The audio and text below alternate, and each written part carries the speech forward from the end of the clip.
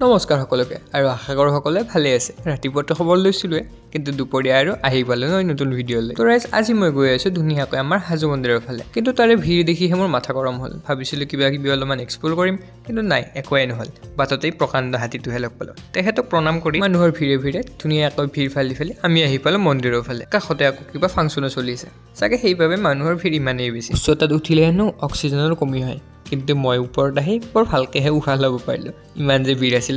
গ'ল কথা গ'ল, আমি ওপৰত আহি পেলাই মন্দিৰটোকে এক্সপ'জ কৰিলোঁ। একেই কথা একেই বাত্ৰা, কামাখ্যা মন্দিৰৰ দৰে ধুনীয়া এটা পৰিৱেশ, কিন্তু ইয়াৰ আকৌ মাহাত্ম্য বেলেগ। কিন্তু তাৰে আগতে এই ককা ডেকাসকলৰ নাম কীৰ্তন চাই লওঁ।